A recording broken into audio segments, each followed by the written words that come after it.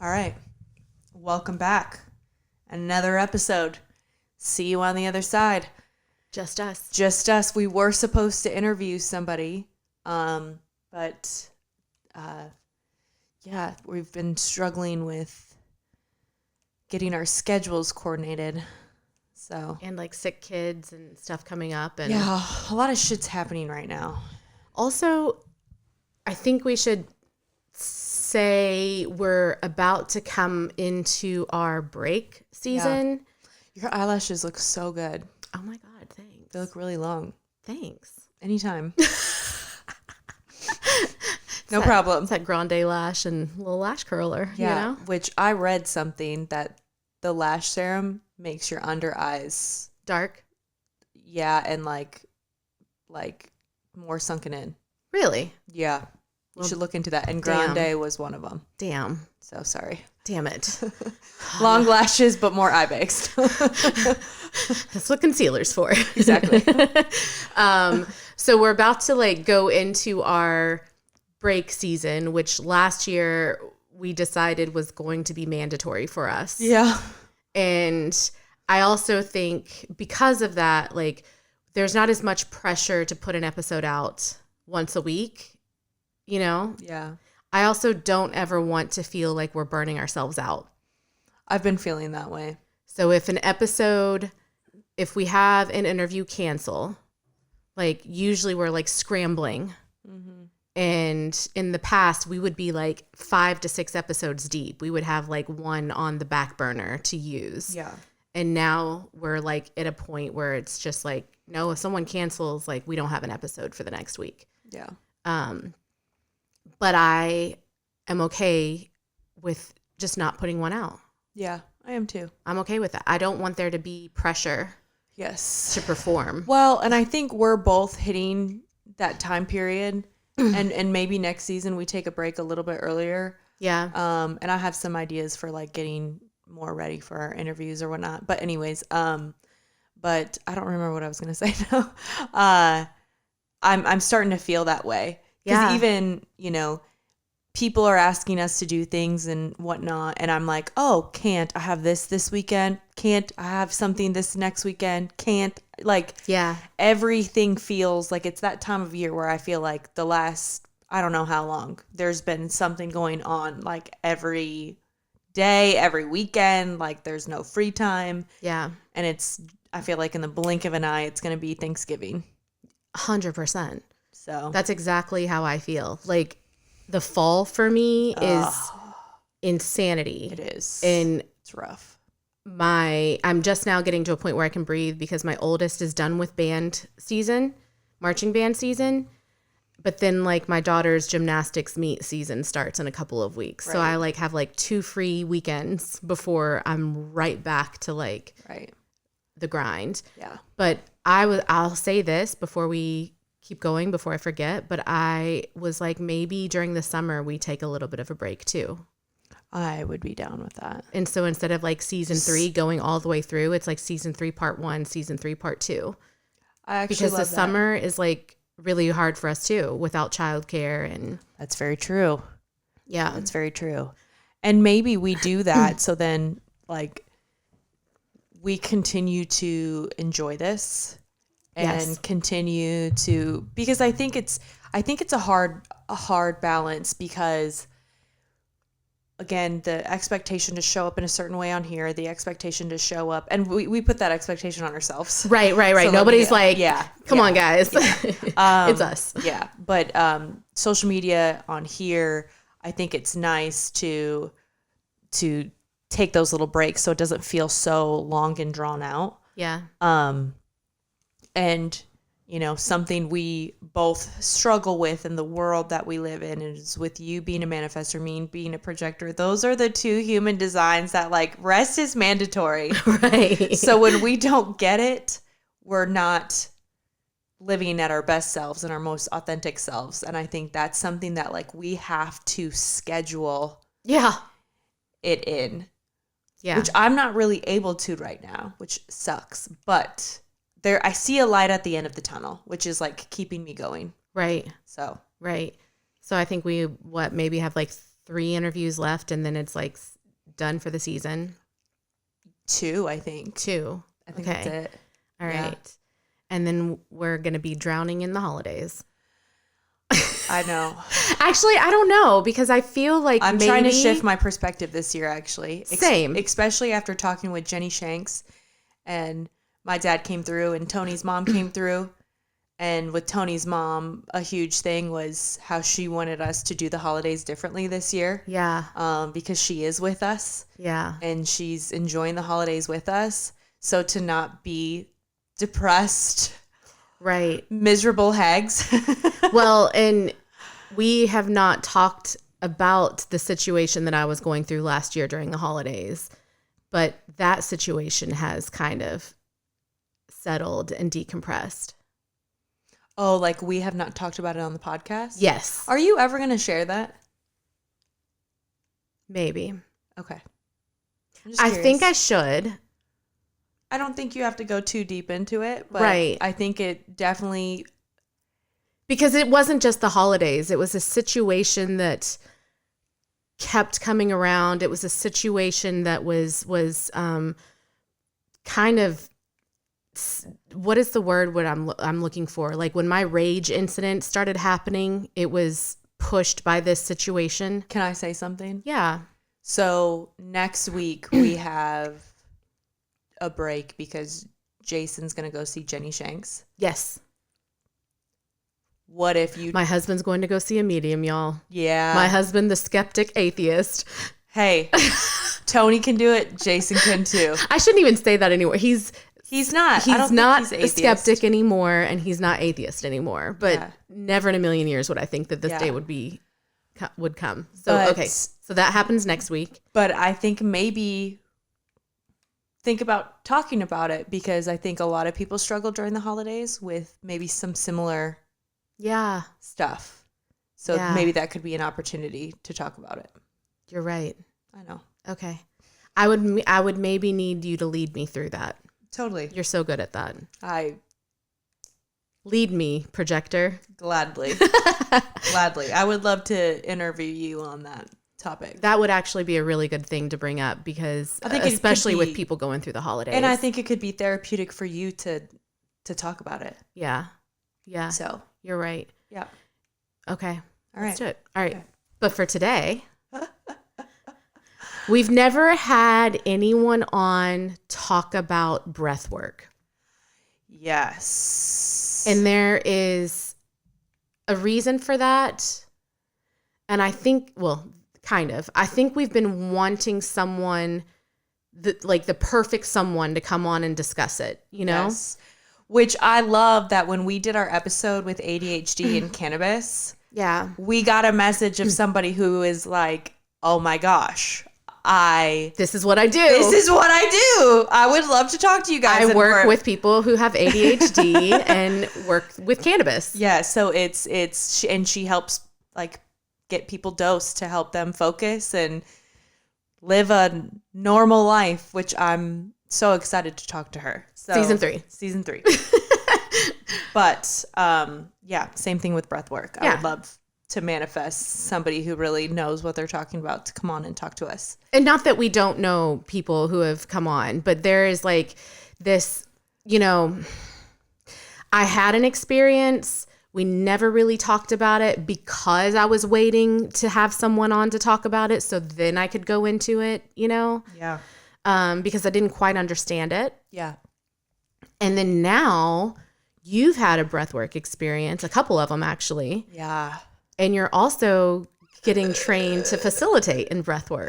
I am. So I think we should do what we did in the very beginning of this podcast and talk about it from like an amateur lens. Okay.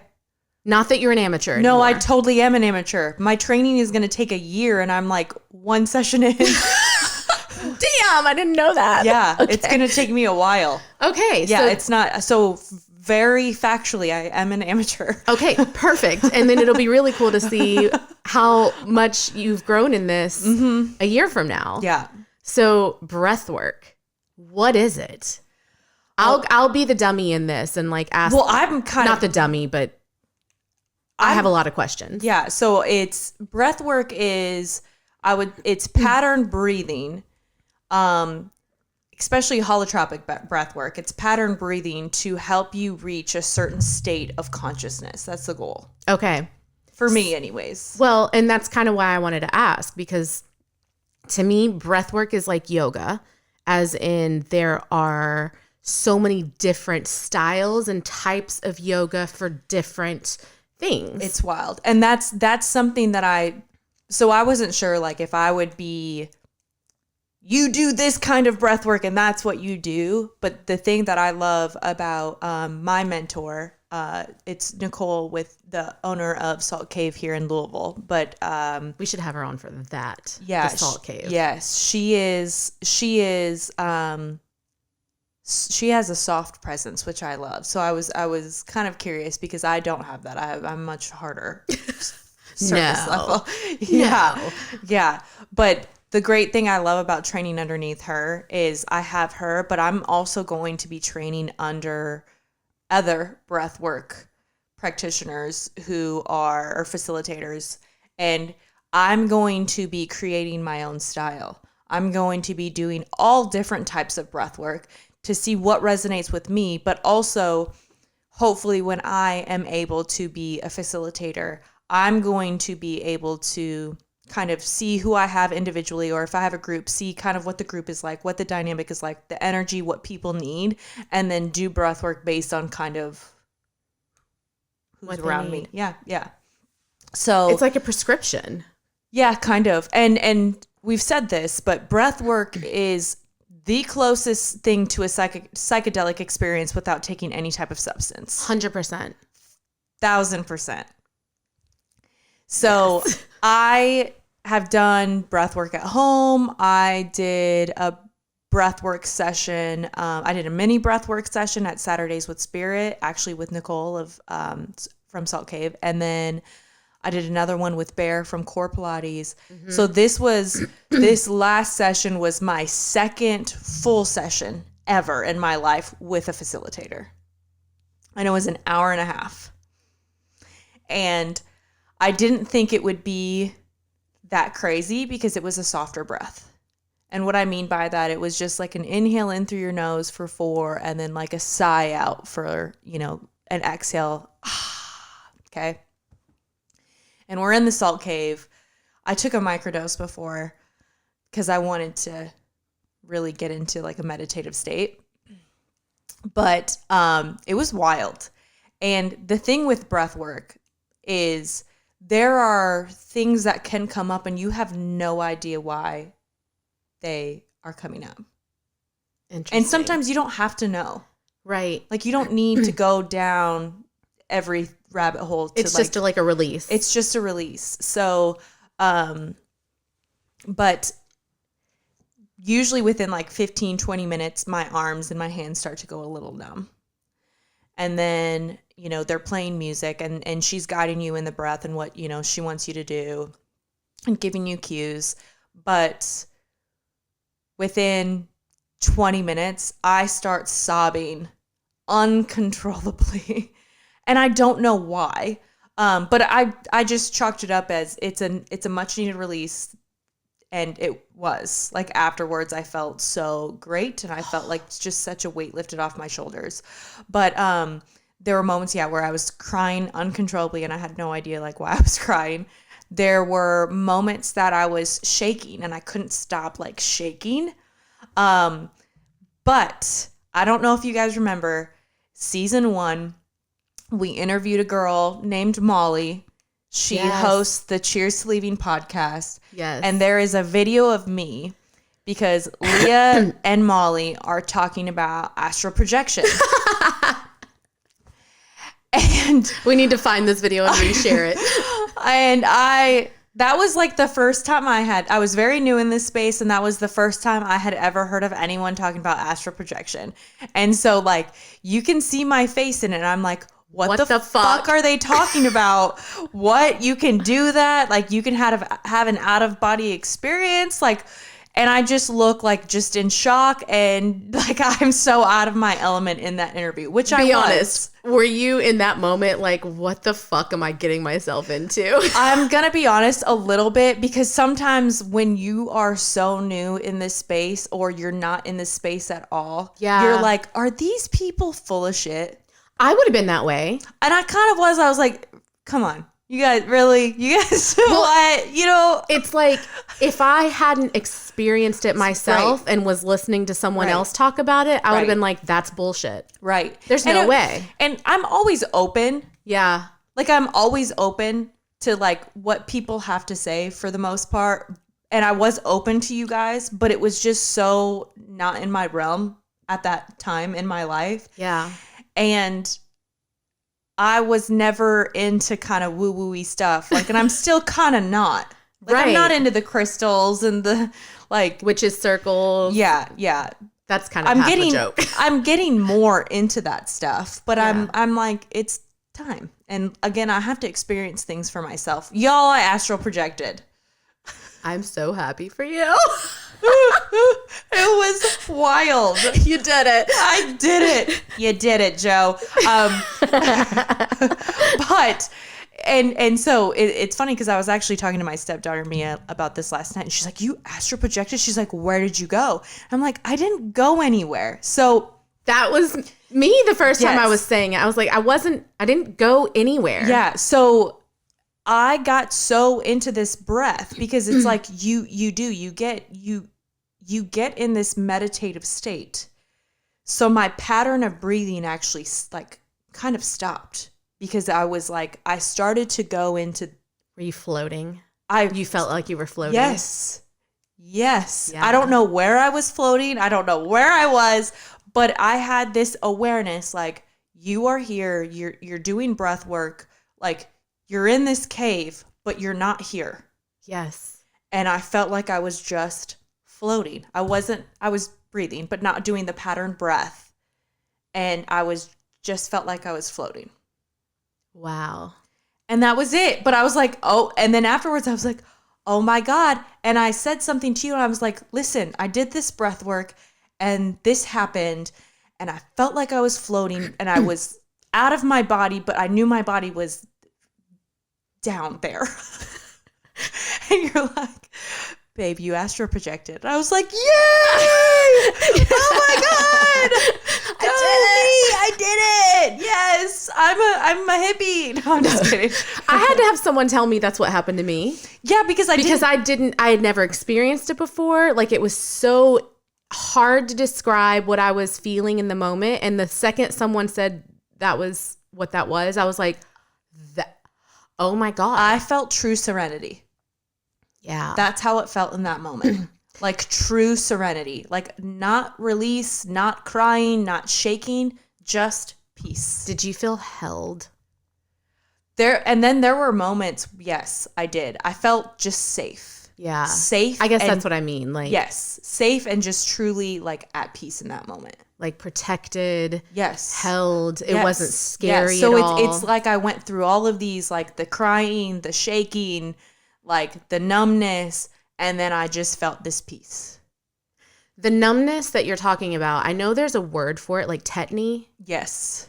And it is tetany. Okay. So there is, and it depends on which type of breath work you're doing, but the times that I've done it, that really happens. Like you feel like you're paralyzed. Yeah. And if you are not warned about that, or your facilitator is not letting you know that that could be a possibility, I can see how someone might like freak out. Yeah. But like your fingers, it goes away. Yes, it does go away, but like everything feels frozen. Like you are paralyzed, you can't move. Mm-hmm. So for anybody who is like new to breath work or new to this type of breath work, like that is normal to feel like you can't move. You know what? Another thing that is crazy about breath work, not this time, but the time before.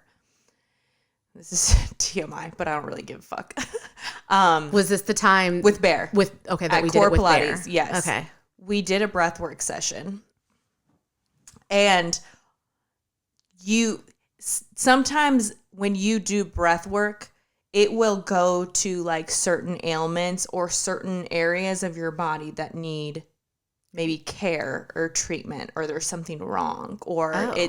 so like in the group, my last group breathwork session, it went to like a woman's shoulder because she like had a shoulder injury. Wow. So in the session with Bear, it went to my hoo-ha. All to my hoo-ha. And I was like, why is my hoo-ha vibrating? Damn. I had a UTI. Did you know it in the moment? No. Oh my God. Oh my God. It was like something's wrong. It's right here. And yeah, I forgot about that. Oftentimes I get UTIs if I'm incredibly stressed.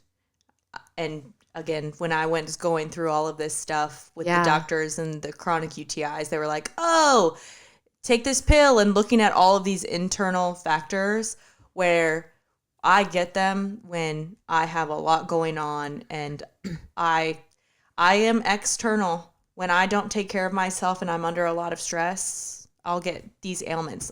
Like I'll get sick, I'll get UTIs, whatever. But yeah, it was like my body saying, yeah, this needs some attention. So that is like wild too. That goes beyond just you being external, because I do feel like so many people get physical ailments and don't realize that it's coming from within. That's very true. And something that they need to address. Yeah. Yeah. But yeah, no, it's I'm really excited for this journey, because I feel like, yes, I've loved using psychedelics, but I feel like this is another tool where I'm going to go deeper into myself and find out a lot of things about myself. Like, for example, this was considered a soft breath, and I got more out of this breathwork session than anything I've ever done so far. Yeah. And so I'm really excited to try out the different techniques and styles. And have you ever heard like people talk about like do more? Like you want to lose weight, do more. You want to do this, do more. And we're really learning that like the answer is not always more. Sometimes it's less, and sometimes it's not hard. Sometimes it's soft. Yeah. There's actually a book out, and I haven't read it, but I've recommended it to people, that's called Try Softer. Oh, I love that. And it's talking about how we are so hard on ourselves. And so like sometimes the answer is to like go easier on ourselves, and the things that we're trying to achieve will happen in a different way. Yeah. Like instead of like beating yourself up, like you're just like talking to yourself like you're, a child. Like be softer. Right. Well, and I think about like this breathwork session, and I think about like me working on being softer, being more vulnerable. Right. And showing up in a softer way in the world. I think about working with Michaela, the functional practitioner, and, coming from an exercise background, fitness background, and her being like, listen, your body is like under so much stress. You need to do lower impact workouts, and you need to walk, and you need to journal, and you need to get yourself in a parasympathetic state as often as possible throughout the day, as much as you can. And so learning to, I don't need to box and do HIIT and do all this stuff like cardio and like work myself to exhaustion. Well, and even like when I do Pilates now, and when I do Pilates, everything's slow. The slower, the better. Yeah. And I'm much more intentional, because I'm not just going through the motions. I'm paying attention to my breath and how things feel. Yeah. And it's so opposite of everything I've done my entire life. I think that's opposite from what a lot of people. Yeah, I've been hard my entire life, and this is, I feel like, the first. I haven't even hit 2 years since my first mushroom journey.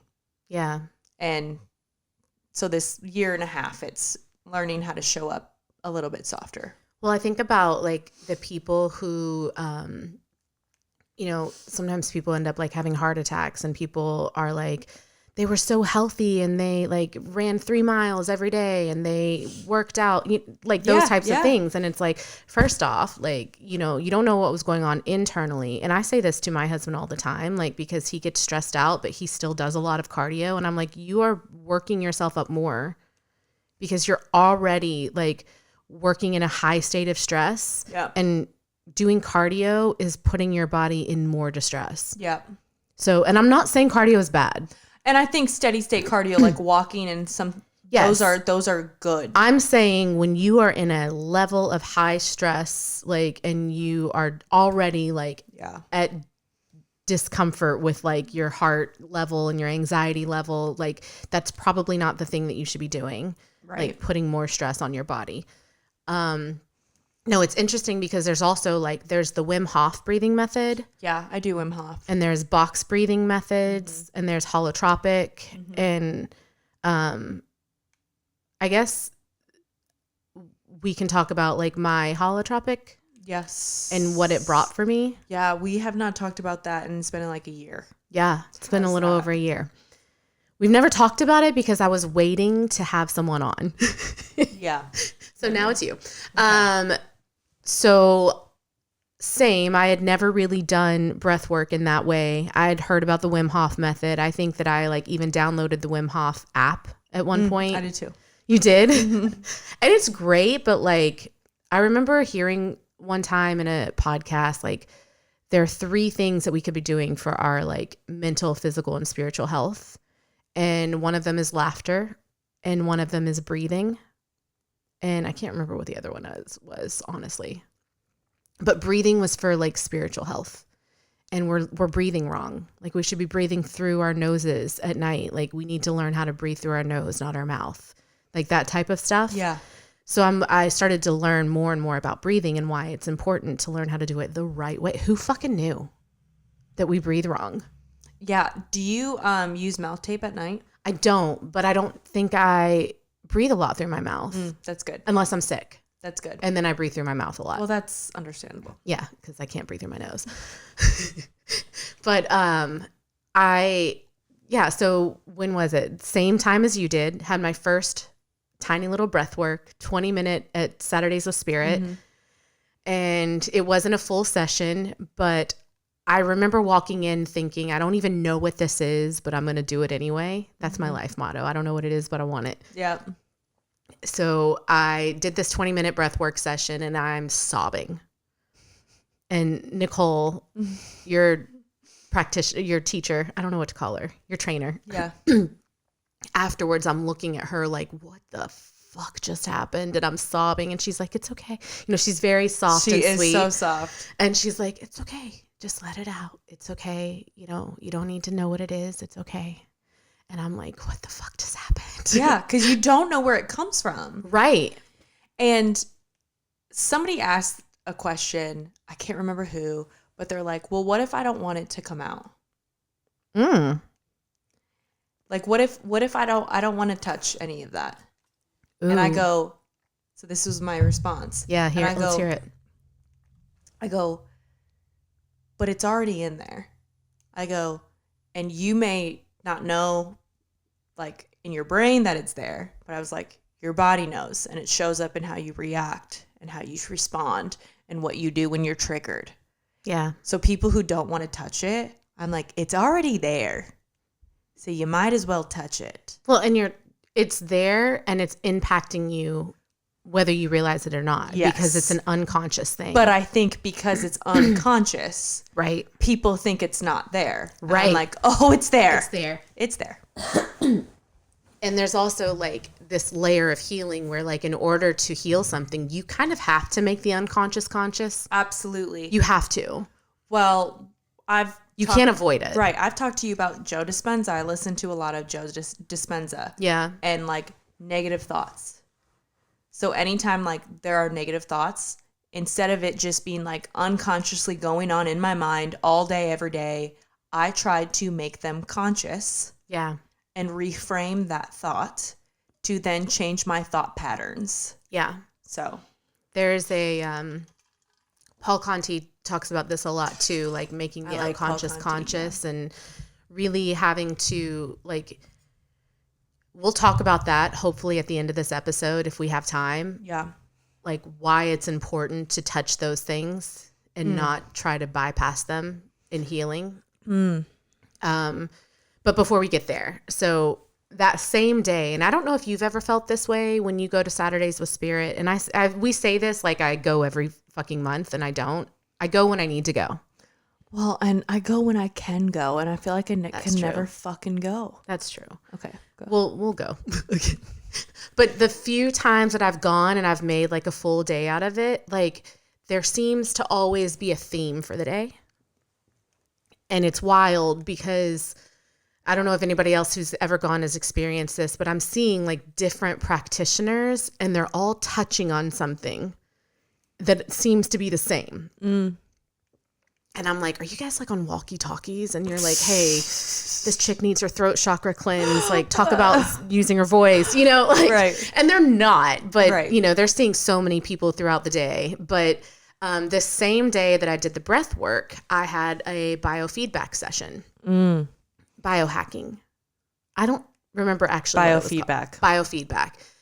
And this was a coincidence because I didn't go to this weekend thinking that that's what I wanted to do. There just happened to be an opening and I happened to be free. So I was just like, sure, I don't know what it is, but I'll do it again. So I do this biofeedback session. I have to rewind a little bit. Okay. So I did a Kundalini appointment with Erica. Okay. Like 2 or 3 months before this whole breath work and biofeedback. Can you explain what Kundalini is? Nope. I can try. Okay, I'm gonna look it up. I do know that we had just interviewed Erica with Human Design. Actually, I don't even think we had interviewed her yet. I went to go book a Reiki session with her, and on her website, there was like a Kundalini rising appointment. And I was like, I don't know what that is, but I keep seeing that word. We also had this, which I didn't know what that meant at the time, but I was like, okay, I'll book this appointment instead. So Kundalini is the term for a spiritual energy or life force located at the base of the spine, conceptualized as a coiled up serpent. The practice of Kundalini is supposed to arouse the sleeping Kundalini Shakti from its coiled base through the 6 chakras and penetrate the 7th chakra, or your crown. So she explained it to me like there's this like coil at the base of your spine, literally what you just said. And when you have like this Kundalini arising, it's like this yin yang of masculine and feminine energies coming together and balancing each other out through your chakra system and out through your crown chakra. So there are a lot of people who experience this through yoga. Russell Brand does a lot of Kundalini yoga. So I signed up for that. And I was like, I don't know what this is. And I said, but if you think that I'm not ready for this and maybe I should just do a Reiki appointment or something instead, I'm totally down for that. And she was like, well, I think that you signed up for a reason, so I think we should do it. She was like, normally people who do this do a series of 6. And we do once a week for 6 weeks. But if you just want to try one and see if you like it, we can always do the 6 sessions later. And I was like, okay, let's do it. So we do this, and it's similar to Reiki. I'm face down, though. And she's got crystals down my spine, music going on. And it's been over a year that this happened. So, like, my thoughts are a little bit cloudy. Like, my details are cloudy. But I get into this meditative state. I start seeing like bright white lights so much that I think she's like shining a light in front of my eyes and like waving it back and forth. And so I open my eyes and I'm like, nope, she's not. There's not even a light in front of my face, but this is weird because I keep seeing like lights shining back and forth in front of my face. So I close my eyes again. I try to get back into it. And this is where I like astral projected, but I didn't know it. Like I am completely outside of my body.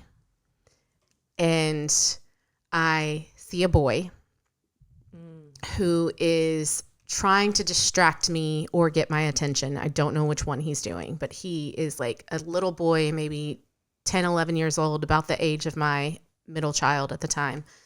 And he's like shining this light, this reflective light, and trying to get me to go to him. But I was like a little bit like, what is happening right now? Right. I wasn't aware of what was happening in my body at that point because I was so far gone. And then I woke up. I came to. And when I came to, I had been sobbing. And I'm like, that's weird because normally you know when you're crying.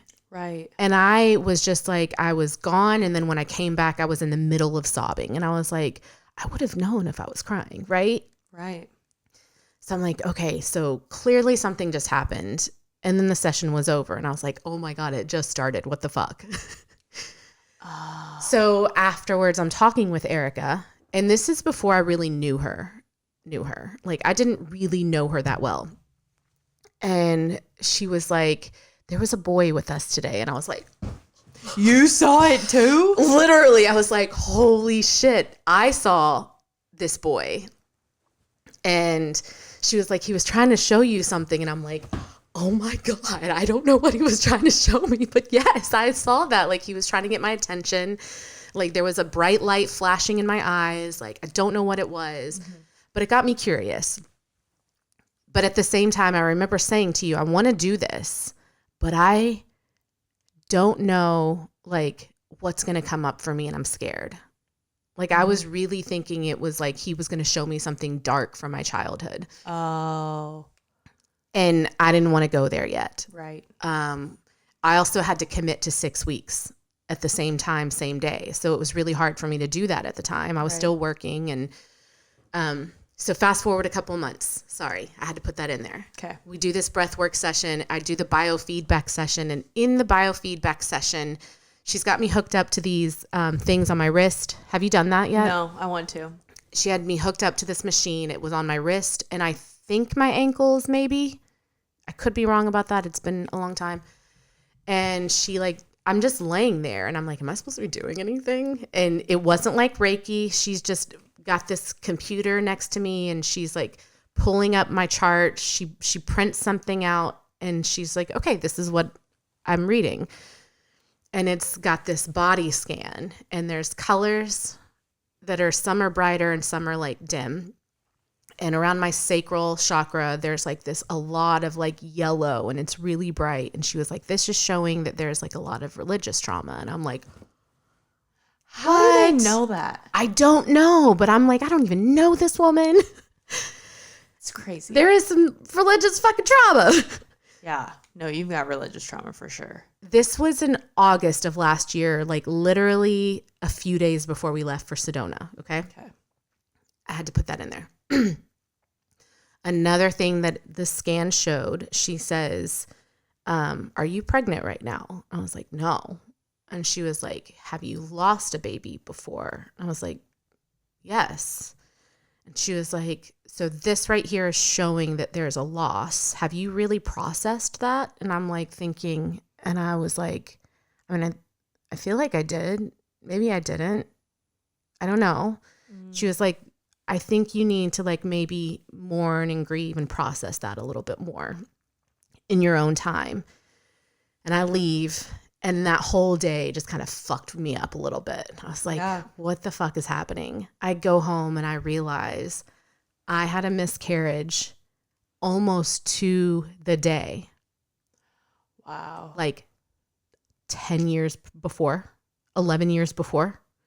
Wow. In the month of August. Before I had my middle child. And that story, I'll get there in a minute.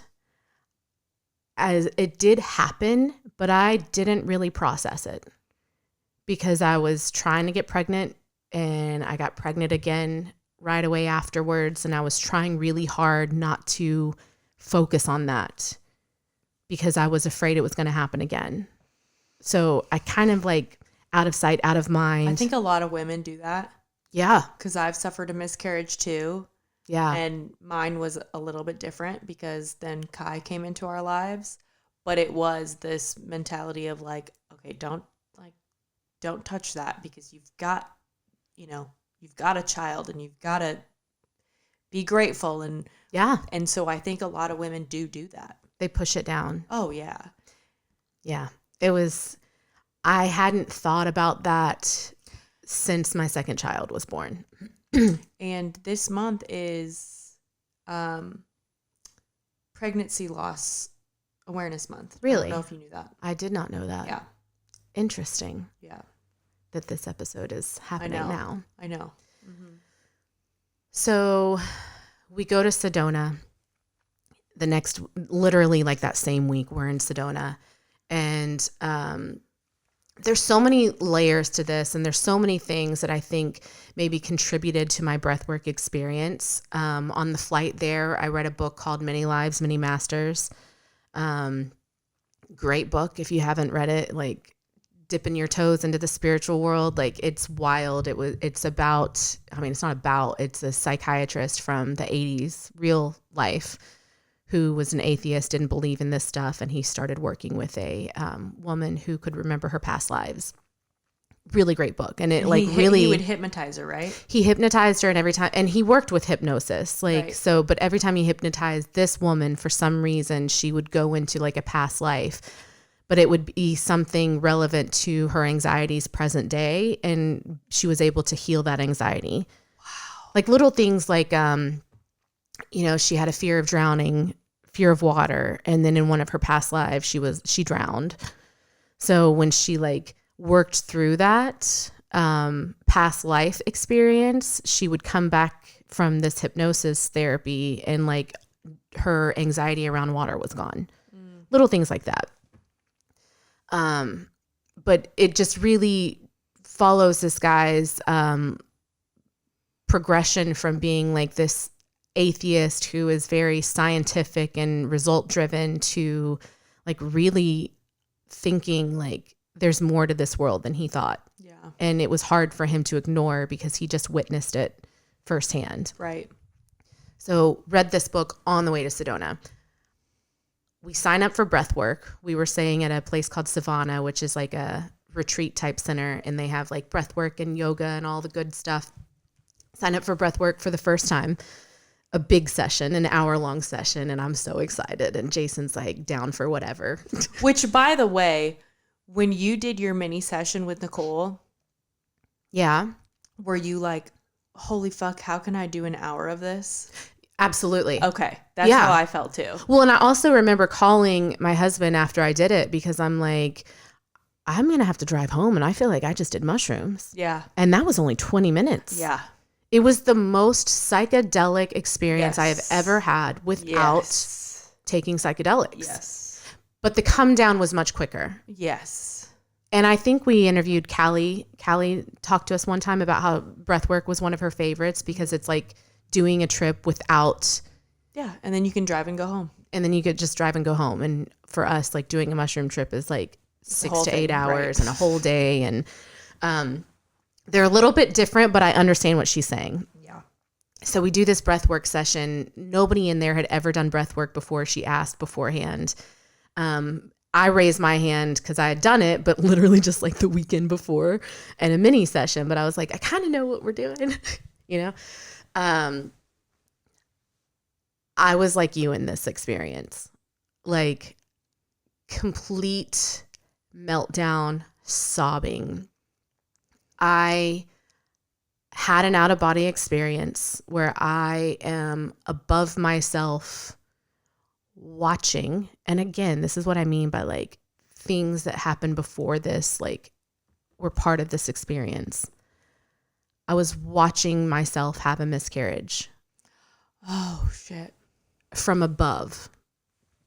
And it was watching, because it was like over a 3-day period of time. And it was watching it happen in like, it felt like 3 days, but it was like, 30, 45 minutes worth. Right. But watching it back and seeing what happened. And at the time, my husband was still very much an alcoholic. And I was really struggling with this miscarriage. And there was nothing either one of us could do. So he went out and left me home. And again, at this time in our lives, I was very much, well, yeah, you can go out. It's fine. Like, what are you going to do here? And he also wasn't very safe and comforting for me. Mm. And even though he knows what was happening, he's very black and white. Like, well, there's nothing we can do. So, you know, very like thought he was helping, but wasn't helping at all. Right. He didn't sit with you in it at all. No. But I was also like, I don't need you to sit with me. You know what I mean? Like I was like, you can go out. What else Well, are you you gonna didn't need do? him to sit with you because he wasn't going to sit with you, even if No. he physically sat with No, you. he wasn't going to be there for me the way I needed him to be there for me. He wasn't going to show up the way I needed him to show up. Right. So I was like, you can go. It's fine. So this was like over a weekend. He went out Friday night and then he went out Saturday night. And I laid in bed for like 3 days and didn't shower. I was just like laying in bed going down like rabbit holes. Like, is there a chance that like maybe it's not a miscarriage, or could it be this, or maybe it's not, you know, like just going through like so much emotional turmoil. And then on the last night, he was out partying. And I went to the bathroom and it came out. Like I passed it on my own. And I remember them saying, like, if you don't pass this on your own, you're going to have a D&C. I had a D&C. I can't even imagine. Like, I know, like, those are painful as well. Like, They are. I literally wore like a diaper for 6 weeks. oh my God, I'm sorry. That's okay. I mean, I could, but I couldn't imagine passing it at home. That was like traumatic. Yeah. Because I could tell what it was. Right. And I was like freaking out, and I called my husband to come home, and I was like, I need you to come home. And he did come home, but he was drunk and wasn't very helpful. And I couldn't bring myself to flush the toilet. Like all these things, like I'm just like a hot fucking mess. During this breathwork session, it's like bringing all of this back up, and it's reminding me of what was happening. And it was like saying, like, you didn't process this because you didn't know how. Like, you didn't have anyone there to help you process this. You didn't have a safe space. I didn't have a safe place. I didn't know what that even meant. Like, I didn't get to grieve. I didn't get to feel what I needed to feel. I didn't have the right support system. And I guess in that session, in the breathwork session, she was playing this music, and one of the songs was this Hawaiian phrase, and I can't remember the name of it. I can post it, but it's like the word for it is like a Hawaiian word, but the phrase is, I love you, I'm sorry, I forgive you, please forgive me. And it's this chant that plays over and over and over and over. And I'm just like weeping and I'm sobbing. And then the session's over. And she's coming around and she's like asking if she asked permission to like help us ground. And she asked, and I was like, yes, please. I'm sobbing. And she's like putting her hands on my shoulder and putting her hands on my hands and putting her hands on my feet, like trying to like bring me back down to earth. Cause I just had this like otherworldly experience, and she has no idea what's going on and what just happened in my mind. And I look over and everybody else is just like, yeah, that was cool. That was wild. And I'm just like terrified in a corner, like, like, what the fuck just happened?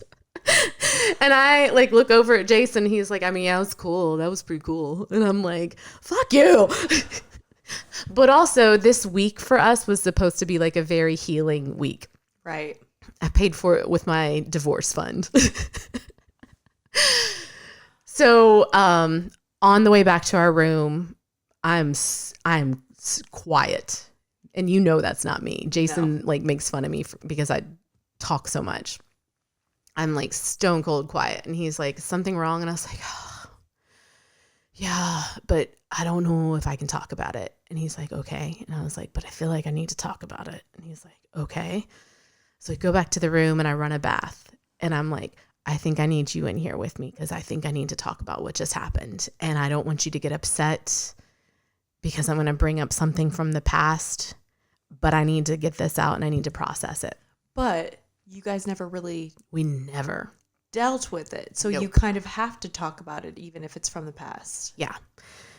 So I tell him what came up for me, and he's just sitting there like, I'm really sorry. And I was like, I know you are. And I know that you didn't know what you were doing, and I didn't know what was going on. And I couldn't have expected you to show up for me the way that I needed you to, because I didn't even know what I needed. Right. And that's kind of why I kept hearing like, I forgive you and I forgive myself. and I'm sorry. And, you know, I don't need you to know like what to say right now, but like, thanks. Mm-hmm. You know, I just need you to know that like, that was really hard for me to go through alone. Yeah. And it really sucked. Yeah. And, like just saying that, like, you know, 11 years later was huge. Like this happened 11 years ago this week. Like fucking wild, you know? Right. And neither one of us ever talked about it ever again. It's so crazy. Okay. There's a good thing to this, okay? I was like, you know, that definitely brought something up that was sitting in my unconscious, my subconscious, and it brought it to the surface. Like, right. And then I was like, how am I supposed to grieve this? Like, I don't know how to do that. All right. I told you this is going to be a story time, and I'm really sorry. No, it's okay. So we get back from Sedona, and I finally have a break where I can do this Kundalini session, the full 6 weeks. Yeah. Let me get comfy. All right. All right. Oh, wow. You're really getting ready for it, huh? There's a lot of snot that went down my throat from crying. Okay. So I go to this Kundalini session fully prepared for it to bring something up from my childhood.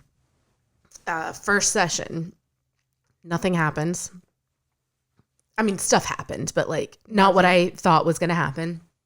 I was a little bit disappointed. I was like, damn it, I didn't astral project. Second session, I was like, I'm going to microdose this time because maybe this time I can like get myself into a meditative state and I can astral project this time. Like I was like really trying really hard to like force this experience to happen. Gotcha. Third session, something happens, but not the same thing. Like I'm in this meditative state. There's like nothing all around me. It looks like I'm standing in the middle of like nothing but darkness. And it's like standing in the middle of nothing. I don't know how else to explain that other than like I was just standing in the middle of nothing. Right. And it was like echoey and you know what I mean? Like just in the middle of the world. And I kept hearing this voice like, stop doing and just be. And I was like, I'm trying to like force this experience. And I need to just like let whatever happens instead of like trying to force myself to like have the same experience that I had that first time. I need to just like let this happen the way it's supposed to. So after that, I stopped trying. I was like, I'm just going to go to these and I'm going to get what I need out of them. And every time I got something like really beautiful out of it. So there was another time I went and she was, I guess, basically working from the bottom of my chakra system all the way up, like the way that we said in the beginning, like the chakra system needs to go all the way through. So second to last session, she was like, we need to do a grounding exercise before we do this, a grounding meditation, because we're going further up your systems. And what I'm going to do today, I really need you to stay here on Earth, like Earth side. And I know that sounds weird, but I kind of knew what she meant. So I was like, okay, all right. So we did this grounding exercise and I could feel myself in the session. And these are also like maybe 30, 45 minutes long. I could feel myself lifting off. And I was like, here we go. Like, I'm going up, I'm going up, I'm going up. And then I like slammed back down. Oh, wow. So it didn't quite happen, but I could feel up and then it went down and then up and then down. And then like the further up I got, like the last up I got, this sounds so weird, but I feel like you know what I'm talking about. I came crashing down and it woke me up. Like I was like I jumped on the table. Like I was like, you know, when you like fall asleep and you wake yourself up because you snore or something, that's what it felt like. And so afterwards, we always had these integration sessions afterwards where she would say what she saw and what came up for her. And she's got this connection to this spirit side. So I'm just like trusting what she's saying because I'm not seeing anything that she's talking about. Right. This time she was like, you started to get up there. You were lifting off, and I was having a hard time getting you back down. And so the only way I knew to do it was to change the music. And so that's when it happened. She like switched the music, and I immediately crashed back down. It's fucking wild, right? Interesting, because when I astral projected in the breathwork session, it stopped because I think she changed the music, and it like got me out of it. Okay, go ahead. It's weird though how like music has that, like, can have that type of effect on you. Right. So yeah, she changed the music. I think she changed it from something that was like soft and ethereal to something that was like tribal, and there were like drums and stuff. And so like I came just crashing back down. So during my last session, I like go in, and at this point I'm just like, I'm not expecting anything other than what I've gotten so far, because every experience, every session up to this last one has been beautiful and beneficial, even though it wasn't what I thought it was going to be. Yeah. I stopped putting pressure on it. I was like just surrendering to whatever it was, you know? This last session, we pulled cards before, and I had never done that in a session with her before. So she had me pull 3 cards, and we laid them over to the side, and she was like, we'll flip those over at the end.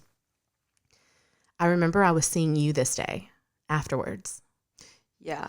So I came in here afterwards. A hot ass mess. And we had to record, and I remember being like, I don't know, can you record? Yeah. And we did, but like, I was like, I just need a minute. I just need a minute.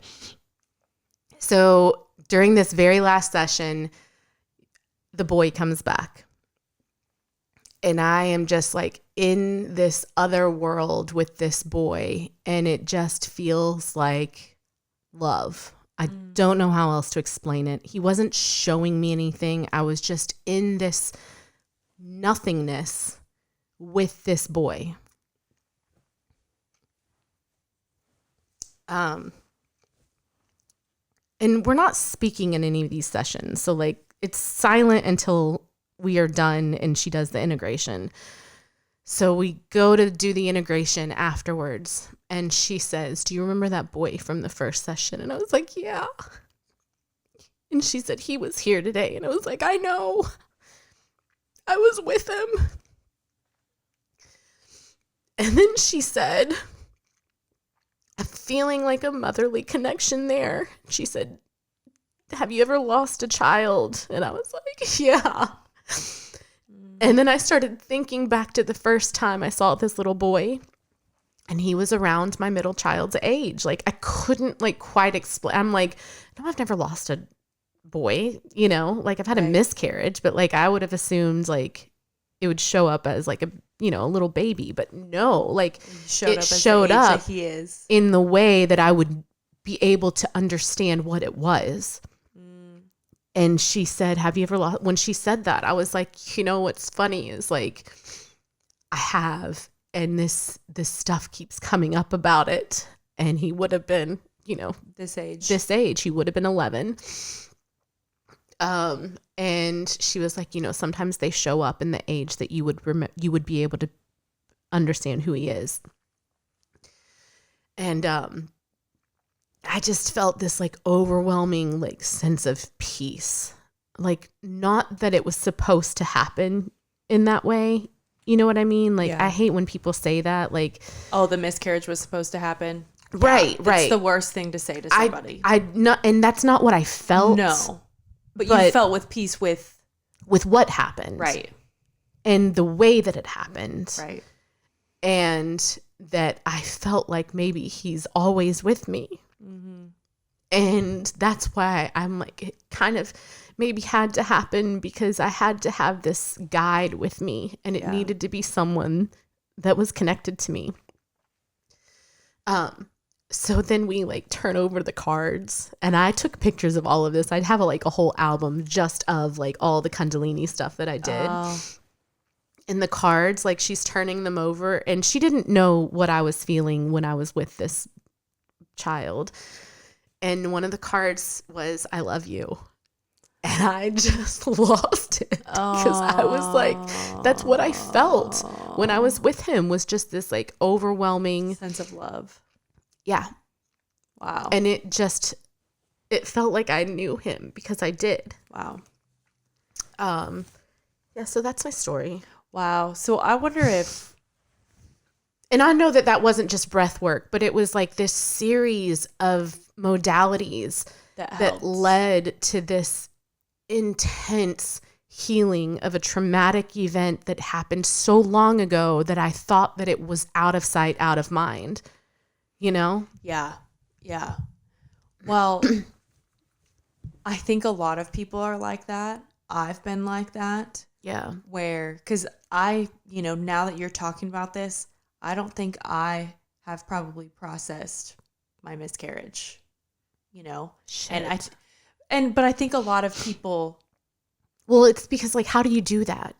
don't. Well, and it's this, I think a lot of people, if you've never had it, it's hard to understand it or how to know how to grieve something that never happened. Right. So it's this kind of weird territory. But well, and I think like my husband would say things like, well, it was so early in the pregnancy. And, so it wasn't like it was real, but it was real to me, he was growing like, and in we your were body. like trying to have a baby. And so there was that like immediate like connection and that bond. And it was still a part of me. Yeah. And I think when he said that, that's kind of what I started to believe. Internalize. Yes. So again, like he's come a long fucking way. Like, he never would leave me in something like that alone now. But yeah, I think a lot of us like, because what are you going to do? I read somewhere recently that in another country, of course it's in another country, they're allowing parents time off to grieve pregnancy loss. Wow. And I think that's huge because I took the time off during the time that it was happening and it was still a loss, but I was back to work literally like the next week. I was too. Because I had to be. Yeah. And I didn't think of it and there's also like, I don't think we talk about this enough either, is how many times that loss shows up again, because there were a few people who knew I was pregnant and I had clients who knew I was pregnant and I had to say I wasn't.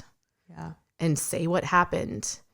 And, I was going to be in a wedding later and I had to tell the bride that like, I'm due around this time. And this is, I'm going to have a hard time finding this dress, whatever. And then that coming up in a conversation and being like, actually, no, I'm not anymore, Yeah. So it was just like, it kept showing up and I had to keep like pushing it down. That's interesting because when I found out I was pregnant, again, you feel this bond right away. Yeah. I did anyways. Yeah. I think most, yeah. And I was so excited. I told a lot of people at the gym because at that point, like I had heard a heartbeat. Yeah. And I think the very next appointment we were like going to announce it to everybody. Yeah. Because I was 12 weeks by then. So it was pretty far along. But it is one of the worst things going back and having to tell everybody that there was no longer a heartbeat and there was no longer going to be a baby and feeling embarrassed going back to work on Monday. And what do you have to be embarrassed about? Right, but feeling shame, feeling embarrassed, feeling like there's something wrong with my body. I felt that too. And that part was hard, but luckily, I think the day that I had my DNC and I had to have surgery, a bunch of the members at my gym, I got a video message every 30 minutes from the start of the day until the end of the day that I had my DNC, just saying, like, we love you, we're here for you, you're not alone, like, So that part was huge and helped me. And that goes to show really how much community matters. Yeah. Because although I didn't address it really myself, feeling so loved by everybody else around me was huge. Huge. Huge, huge, huge. So, but I don't want to cry. But I think that kind of goes into what we wanted to get into now, which is those things need to be addressed. Yeah. And oftentimes we don't remember it. We push it down because there's nothing we can do. Yeah. And so we let it go or don't think about it or don't deal with it because we don't think that we need to. Right. There's also, before we get into that, I did want to say this, and I've been holding it in like literally since you had your breathwork experience and you were like, it was wild. There's a layer to that I wanted to talk about in this space, how sometimes when you're not open to things, you don't have these experiences. And I think with every layer that comes open with you, like you experience more and more. Not you in general, but like, I mean, but it is true. I do. Right. But it's with, my husband and with me. Like I had Reiki twice before I was actually like on a healing journey, and they did nothing for me. You know what I mean? Because I was a skeptic. Mm-hmm. And then the minute things started to really open up for me, like I started having these like profound experiences. Yeah. And so, which is another reason I'm really happy that like my husband is doing a medium session next week, because where he is now, if he would have gone into this fully skeptic, I don't think he would have a good experience. Where he is now is very like, he's still black and white. He's still a logical thinker, and that's just part of who he is and who he'll always be. But like there have been too many things that have happened to him for him to be that skeptical. Yeah. Like when I told him, example, like the day that happened, that I saw the little boy again and knew who it was, I was a mess that entire day. Like I said, I came here, I was like sobbing. You're like, let's like calm you down. That night, I was like, I have to tell you something, and I'm afraid to tell you. But those sessions I've been going to, he got so quiet. This is in bed, laying in bed at night. He was so quiet. And it ended up starting a fight between us the next day. Why? He was freaked out by it. He got really quiet, and it was dark in our room because, again, we were laying in bed, and I was like, can you say something? Like, I feel like maybe I shouldn't have told you this. Like, you're being really quiet. And he's just like, I'm just processing, and this is a lot to hear. Like, I've never heard of anything like this before. Like, it's just a lot. The next morning, he's like talking to me, and he's just like, I don't know if I can be married to someone who's this out there. That's what he said? Literally. And I was just like, do you think I'm lying about this? Like, this happened. And he's like, no, I don't think you're lying. I think that it happened. I believe you. It's just a lot for me. I'm like atheist as fuck. Right. Like, to hear you saying this stuff kind of freaks me out a little bit. Like, do you have these superpowers? And I'm like, no, I don't fucking, I'm just normal. I'm normal. But he ended up having like a mushroom journey after that was similar to Tony's, like where he had a very similar spiritual astral projection experience. And then he was like, oh, this is a thing. Like, but he could not even understand how it happened. You know what I mean? I kind of get that though. I do too. And I was very much like, if you can't, like, I'm not lying about this stuff. No. But like, if you can't handle that, then maybe you're right. Like, I don't think we should be together. Yeah. If my experience was too much for you. Right. You know? Right. But it is a lot. Like when you hear, like when you and Molly were talking about astral projecting, Right. it was a lot for me because I'm like, what the fuck are you guys even talking about? Right.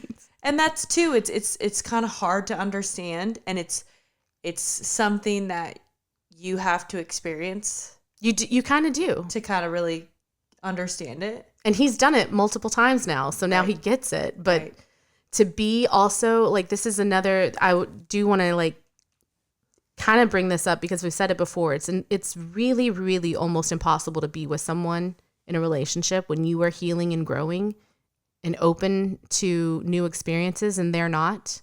And that's what I mean by why. Like, he wasn't mad at me. Right. But it was just a lot for him. And yes.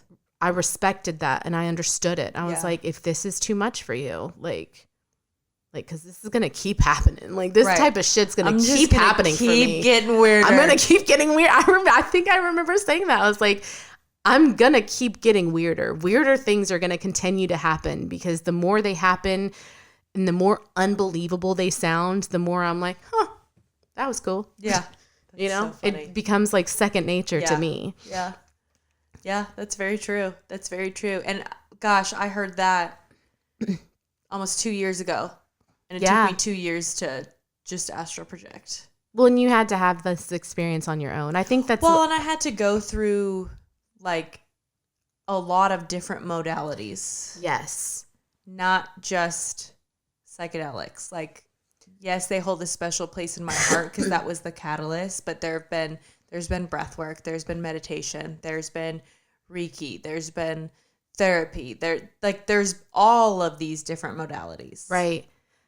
Which I think we can carry into this next part of this because I think a lot of people think once you start healing, that's it. There's like a destination, like I'm healed, you know? I think that everything you do is like chipping away. Yes. Layer by layer. And I have had this conversation with my husband so many times where it's like, you know, he's like, I've done this and I'm still not healed enough. And I'm like, no, boo, that's not how this works. Like you're right. You've done all this work, but there is this one thing that you will not touch. And it is going to continue to show up until you touch it. And that's true for everybody, not just my husband. It's true for me. It's true for you. It's true for everybody. Like there is always going to be work to do. And I would try to say this by saying, like, you know, I've had 39 years of life, and to think that I can erase all the hurt and pain and damage and wounds, conditioning, societal beliefs, like feminine beliefs, like all this stuff, to think that I can undo that in one breathwork session, one mushroom trip, journey, one ayahuasca journey is just ignorant, you know? Yeah. And I think it's kind of what you were saying, like each time chips away a little bit more. And I think that they do it in the order that it's supposed to happen. Well, and when I did my first mushroom journey, I was like, oh, I get it. Right. But then I did more and more and I'm like, oh, no, I don't. I kind of get it, but it doesn't end. Right. And I think people are wanting to, well, they'll reach out to us and they'll be like, all right, I want to do this. I want to do this mushroom journey, or I want to do MDMA, because they think that one journey, that one trip, that one modality is going to fix them. Right.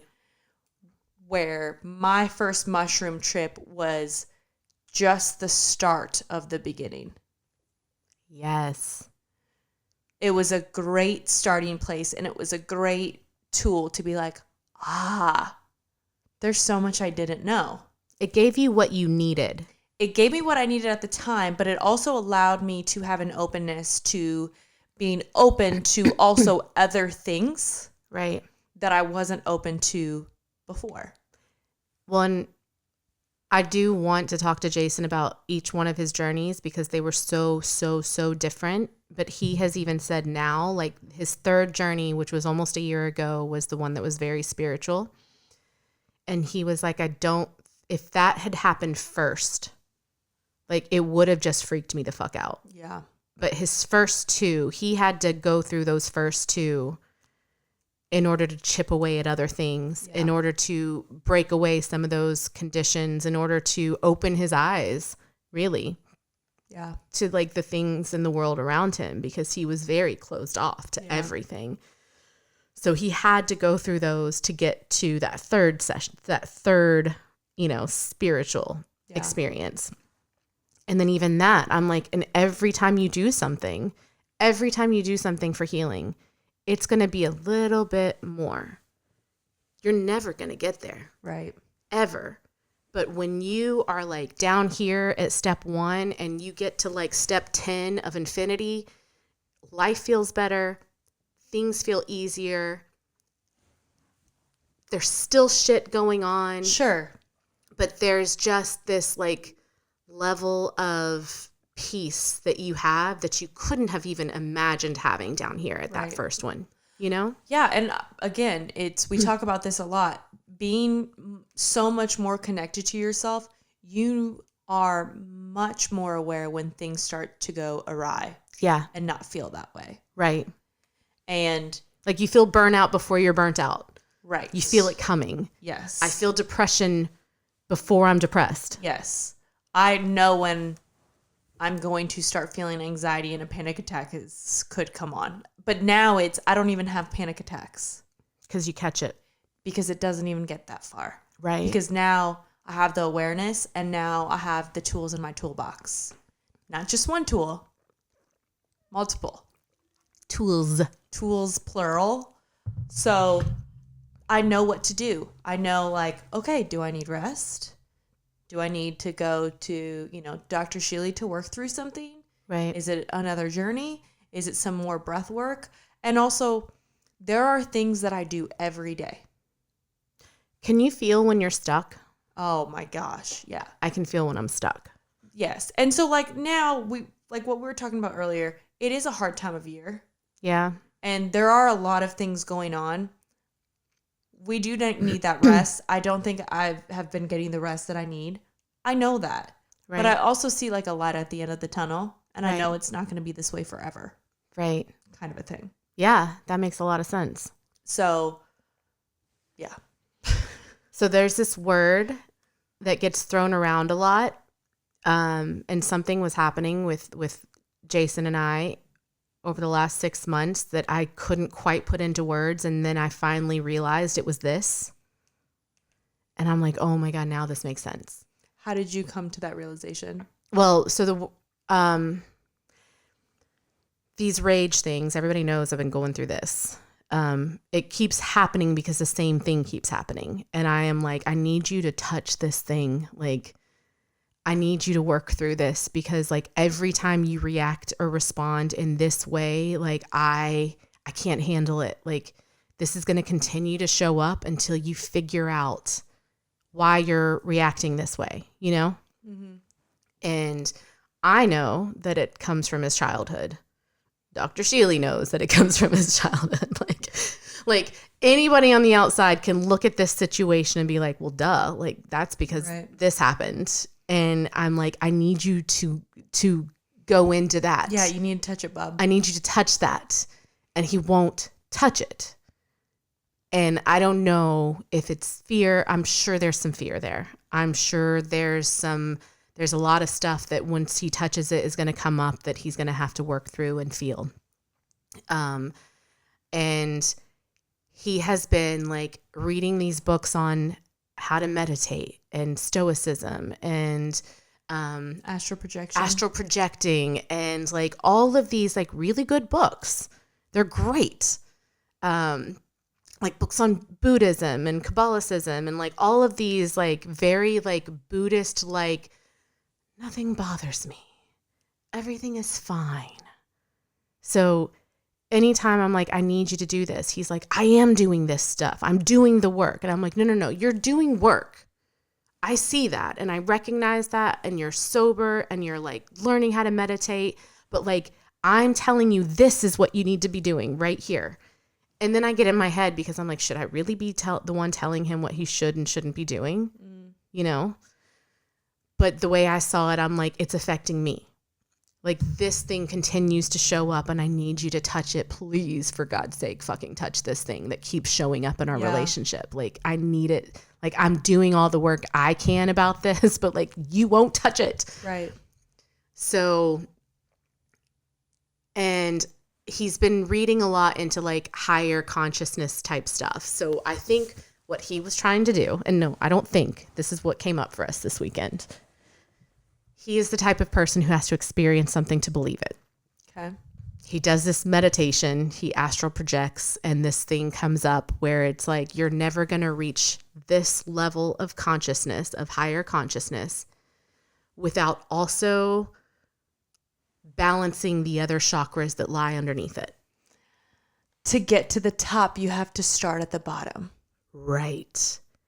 So he brings this up to me and he's like, so I never really believed in chakra stuff before, but I started doing these meditations and like these colors keep showing up for me. And I looked up the color of what this one was and it's my sacral chakra. And then I looked up what sacral chakra was and it's a lot of mommy issues. And I'm like,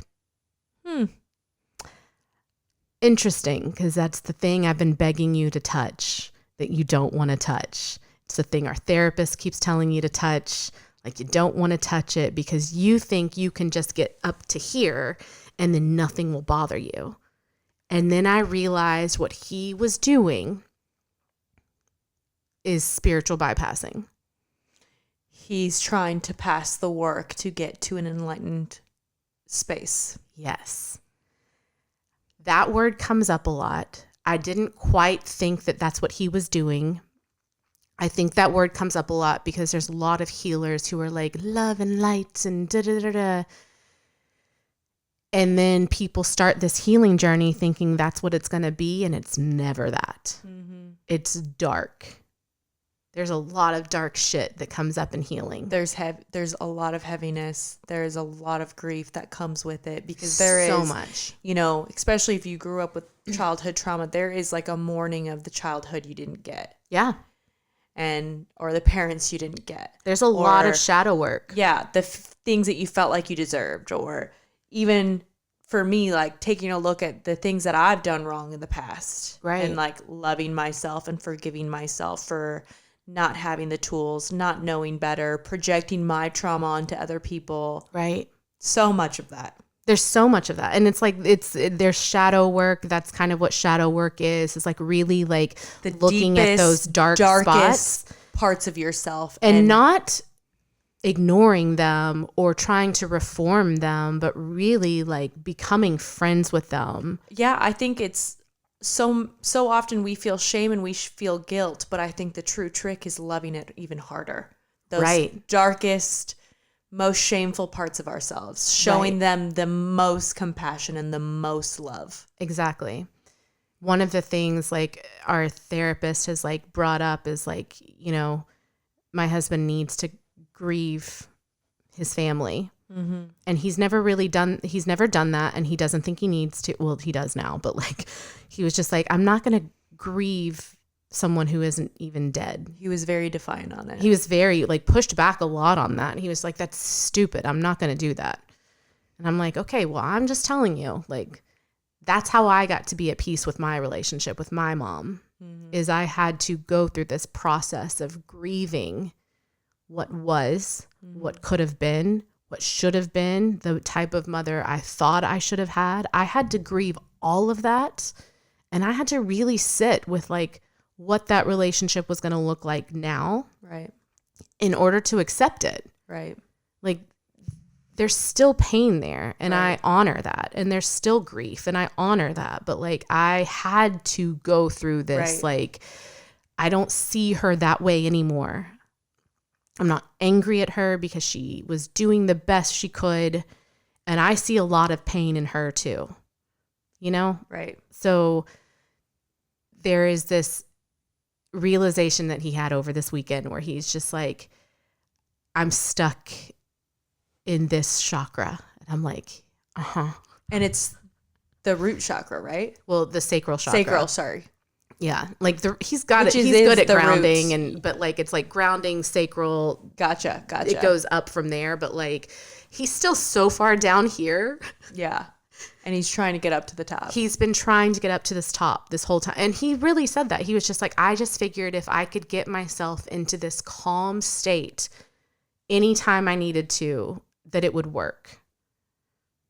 So he was like, I shouldn't have to do that. If I can do this, then that'll help. Mm-hmm. But it just kept showing up. It kept showing up. So it's just interesting because I never really thought of that as like spiritual bypassing, because it's like I'm wondering if there's another word for it in healing, where it's like bypassing these like deep dark things because you're trying to get to this other state of healed. Right. Or would it be the same word? I feel like it'd be the same word. Just bypassing in general. Yeah. Like you're going from like step 5 to step 20 thinking that you're going to just not have to do those 6, 7, 8, 9, 10 and on out. Well, they're going to continue to show up. It's like you can't read the first chapter and then the last chapter and know how to describe the book. Yes. You got to go through all the chapters to learn about what's going on. Same thing with yourself. And I also trust that like when things start to come up, they've probably always been there, but they're coming up and they're continuing to show up because now it's like, okay, now this is the next level. Yeah. This is the next chapter. Right. Because that's how I feel. Like I felt like, again, the mushroom journey was like, oh my gosh, I get it. And then with each modality, it's like, no, I don't really still know. Right. I'm learning more. And it's another, like, it's like an onion. I'm taking another layer off that onion and I'm the onion. It's me. Taking another, it's me. I'm the onion. I'm taking another layer off and another layer off and another layer off and finding myself deeper and deeper and deeper and deeper. Hence why when I do things like breath work now, then maybe I can astral project. Right. Because I'm ready to. Before I wasn't. Right. Yeah. I really like your book analogy. Yeah. Yeah. So because it's almost like this is the book of your life.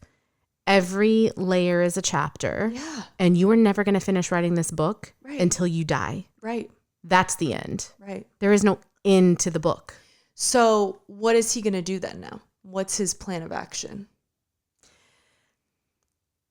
So I've been saying to him for a while, I think you're stuck. I think you're stuck. I think you're stuck. And one of the things, and I've done this before too, where I was stuck, but I thought that I could do it without using a tool, which is, to me, that's ego.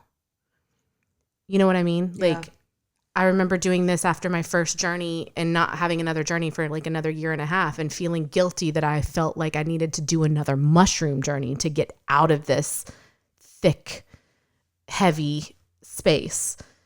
And then our psychiatrist being like, but it's just a tool. Yeah. Like you're not using it as like a substance. You're not abusing it. Like you're not using it to escape. You're using it as a tool to get you through this muck that you're in. Right. And I was like, oh, okay. All right. I think that was him. I think because he did say, he was like, so what am I supposed to do? Like, I'm supposed to just do another mushroom journey every time we get into a fight? I'm like, no. Like, but when something keeps showing up and it keeps showing up and I think you found yourself stuck. Like you didn't know the answer. You thought that this was the answer. It wasn't. Like, I think that you're stuck. And I was editing a podcast last week and I sent you the clip from it. And Dora said, how do you know if you're ready for a mushroom journey? How do you tell, like, how does someone know that they might be ready for one? She said, journal. If something keeps showing up for you, keep asking why, keep asking why, keep asking why. Why does this happen every time this shows up? Why do I feel this way every time this shows up? And then allow the mushrooms or the medicine or the breath work or whatever modality you're using, do all this work up front and then allow the medicine to assist you. Yes. In the why. Yes. Because oftentimes we don't ask ourselves why. We suppress and shame whatever it is that shows up, whatever pattern that we have, whether it's anger, whatever, it doesn't even matter. Because for me, it was anger. Yeah. And so I would just feel shame and guilt instead of approaching it with curiosity. Well, why am I angry? Right. Why is this triggering? Why do I do this? Why does it make me feel this way? Why does it make me feel this way? Why does this situation trigger a wound from when I was 5? Well, and I guess that's what I mean, because like you're probably even like doing the mushrooms for something like that is probably not going to give you a direct answer as to why. Right. You know? And it never is. It's never like a direct answer. Yeah. But it's almost like you get this knowledge from it that's like, oh my God, this was why. Now I fully understand it. Now I can work through that. Yeah. And then it's up to you to work through that. That's where the integration comes in. Like it's still, it might give you the answer, but it's not going to do the work for you. You know, when we talk a lot about integration, and I think when people think of integration, they think post-psychedelic journey. Yeah. I have integration after I do a breath work. Yeah. With my facilitator, my coach, my mentor, whatever. We integrate what happened in that breathwork session. I've had it with Reiki. We have it. You have it with Reiki. You had it with Kundalini. Right. Like integration can be with everything, anything. So it doesn't just have to be with psychedelics. Right. It can be with any type of modality, healing modality that you use. Well, it's almost like if you are going to see a therapist once a week, like you're integrating that week with your therapist. Right. Like right. therapy is integration in a sense, you know? Right. Right. So yeah, you're exactly right. Cause I've never had like a Reiki session, you know, even with massage. Like this isn't even like a healing, spiritually healing modality, although I guess it can be for some, but like a physically healing modality. Every time I've had a massage, they come in and they're like, this is where I felt that you were tight. Yep. This is what you can do in the meantime before I see you again. Same with like getting a facial. Like this is where you're breaking out and this might be why. And this is what you can do in the meantime to help clear that up. Those are all things that are like integrative. But we don't do that spiritually. Right. That's like so, and again, I think people are becoming more aware. Right. But it's so out of touch for so many people. Yeah. Like they don't even know where to start, what to do. Yeah. Or they're scared to do it. Well, I'll tell you right now, you're not going to go from step 5 to 10 with one of any type of modality. Yeah. Yeah. And that's where I think, I'm just going to say this. Do you remember in the very beginning when we first started this, you kept saying like, you're further ahead, you're further ahead, you're further ahead. Like you felt like a baby in this space. Yeah. Uh-huh. But I had been doing all these things Right. for 2 years at that point. Right. But now, like, we're almost like here because we've both continued to do things. Right. And we might be on different paths. It's so funny. I forgot about Of that a phase journey. of my life. Right? Think Like, about that for a second. Because I did. I'm like, you know, I remember interviewing Henry and being like, I don't even know what the fuck to ask him. I've done one mushroom journey, okay? Like, I don't know. Imposter syndrome. Yeah. For real. It was. Because I'm like, I don't know what the fuck to ask. I don't know anything about anything yet. I'm really just learning and feeling so inadequate in this space. Yeah. Because I felt like I wasn't as enlightened or as spiritual or as woo-woo as most people that are in this space. But I still think that is true in a lot of ways. Like I'm still not into like the crystals or tarot cards or stuff yet. I just haven't touched that yet. Right. But having the realization that I'm meant to be in this space and just belong as I am. You might not ever touch that stuff. Yeah. And that's perfectly fine. Right. For you and your journey. But I think sometimes people feel this maybe inadequacy because they're not where we are, or, you know, certain things don't resonate with them. And I think, again, why we're here is to not say you have to go do this, this, this, and this, and this. There are all of these tools. Right. It's never going to end. You're going to keep going. like the journey of self-discovery is a never-ending process. life, long journey. Mm-hmm. And it's your journey. Right. These are just tools we are offering and modalities we're offering and perspectives we're offering. Well, and how many help. times have we had an experience or done something and been like, yeah, that's not for me. Oh my God. It's not my medicine. Yeah. Like, for sure. it happens because even though we've talked about it, doesn't necessarily mean that like we have like fully resonated with it. Yeah. And it also doesn't mean that it might not come back around for us. Right. In a different way. Right. And we might be like, oh, maybe I just wasn't ready for it then. Right. Totally. Because that keeps happening. Well, a year or two from now, who knows? I may be a tarot card expert. I don't know. I doubt it, but you never know. You never know. But I have much more of an openness. Yeah. An openness to different things, but also more of an acceptiveness. Is that a word? Acceptance. Thank you. I had to think about it. Yeah. Acceptance of where I am now. Yeah. I don't need to be at chapter 30 because I'm not there yet. Right. You'll get there when you're ready. Yeah, I'm on chapter 36 right now. 35. So I don't know if we can talk about this, and maybe we should ask permission before we share. So I think maybe we have had people reach out to us who have had psychedelic experiences in the past, but then they listen to our podcast and they do it in a different way and have a completely different experience. And I'm saying that because someone messaged us yesterday. I love that message. I loved that message, but I don't want to share it if they don't want us to share it. Yeah. So I do want to go back and like ask them permission, and we can keep her anonymous. But it's just kind of like, even when you think you know, and that's the thing, like a lot of people are like, yeah, I've done mushrooms dozens of times, like the horrible interview that we never aired and him being like, I've done psychedelics before I got sober. And we're like, you're not. No, Jimmy. Doing not them like the way that we're talking the about way it. that we're doing them. Yeah. And this is a very different experience. And so this person reached out because this happened with them, where they had this experience in the past. Very recreationally. Very recreationally, different type of set and setting, and did it after listening to one of our episodes in a very different way. And it saved their marriage. And had a very different experience, and it saved their marriage. Yeah. And I say that about MDMA with me and my marriage all the time. Yeah.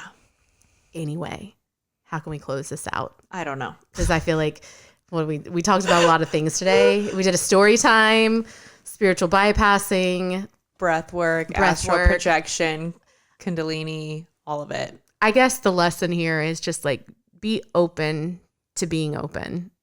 And we say that in all of our closing too, So stay curious, be open. We'll see you on the other side. Bye. I have to pee.